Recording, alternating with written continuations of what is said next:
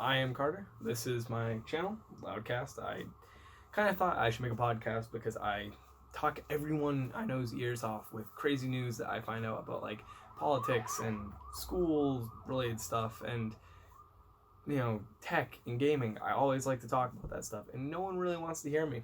And I can't blame them because I talk a lot. So I thought that putting everything into a YouTube channel, the people that might really like to listen to it as like a news podcast type thing, might really work. So let's get into the first topic. So, my first topic is going to be on something that's really fresh in my mind, MCAS.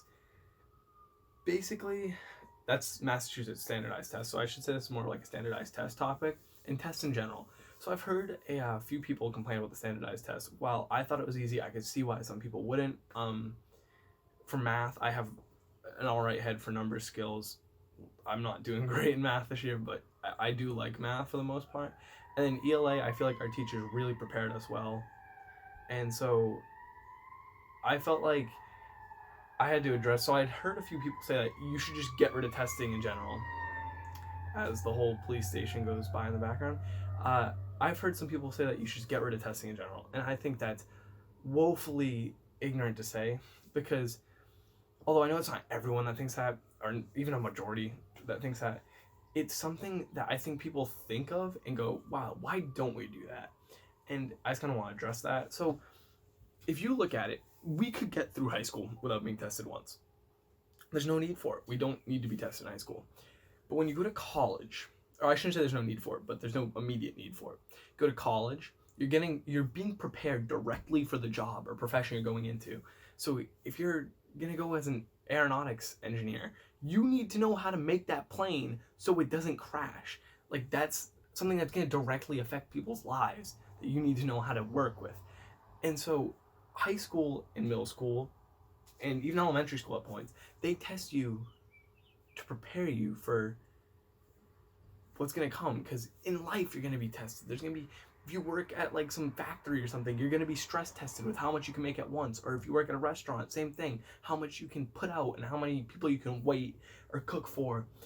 Or if you work in a office or something like that, they're gonna do tests on you to see if you're working properly, if you're doing what you're supposed to do. If you're a teacher, they do tests on you. You still have to take classes.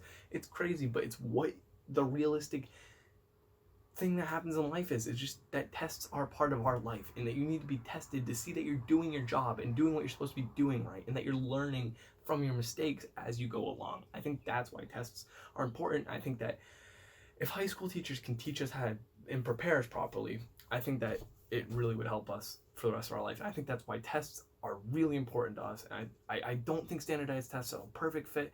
And I get that some kids might not do the best on big tests. And I think that's where it kind of gets skewed. I think smaller tests that you're taking for your grade, but you can bring your grade up. If you fail MCAS, that's on your record. And even though you can retake it, I have a feeling that there's a way that people can see if you have to retake MCAS. So I think like that's a record thing. And then SATs, that's how you get into college, basically. Like, that's how you can advance your life. I think putting that much stress on a 16, 17, 18-year-old kid is just ridiculous. It's out of your mind, crazy. I don't think that's fair. Like, they wonder why kids are stressed out. Adults wonder that. I don't know how stressed out they were, but I can guarantee you it's probably at the levels we were when we're sitting there looking at a test that's going to decide our future. I think that's where we become something that it just becomes something that shouldn't. It becomes way over the top in how much tests we have to take. I mean, right now we took one MCAS I don't know, probably a month ago. We're going to take one in 2 weeks. We just took one this week, and then we have finals 2 weeks after that. That's huge tests that are going to decide a lot for us, and we're taking them back to back to back to back to back. It's ridiculous. It's way too much. And plus, end of the year projects, stuff like that. It's just a lot to take in for a kid. But I kind of want to talk more about just like public education in general. Public education gets a lot of flack in this country, especially around here. I think that we are tougher public education. Our kids are held to a higher standard, especially in Massachusetts, with the test grades that we're expected to get. I think that it's ridiculous how America thinks they have such or how we think we have such a crazy, great education system just because it's accessible and free. I don't think that doesn't make a good education system. That makes that makes a group of educated people, but it's like shallow. They don't have a lot of knowledge. They're not gaining life experience from going to school and doing this. There's hundreds of other countries, or not hundreds, like, I don't know, probably 20 other countries. I think we're ranked about 25th in the world in testing scores and, like, going out into the real world with that information. I think that there's probably a good amount of countries that can say, yeah, we do better than America because of our education system. And obviously America does things better than other countries, and that's a given. We're, a world power, but that's not the point. It's the point that with our resources, we should put more into our education system, reform it a lot. I think one of those things is specialization earlier than college. You look at it, if you go to a CTE school, you kind of get this, but you're still learning things you don't need to learn. I think math, once you get past like halfway through geometry, mostly pointless. Algebra 2, I haven't learned a thing I'm going to use except for compound interest and interest. And then you look at English. English becomes nitpicky. You're learning how to do things in an age where you have spell check and grammar check and people that will revise essays that are trained for that. This kind of seems pointless.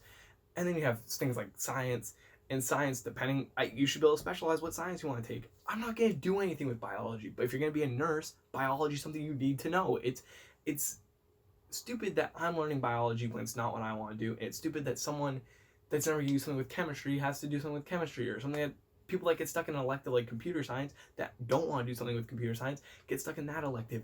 They should take basic things like history, because history is going to repeat itself if you don't learn from it, and history, some basic math that will refresh and make sure your math skills are on point, and just make sure that you can get through that, and then you can have fun doing the things that you should be doing.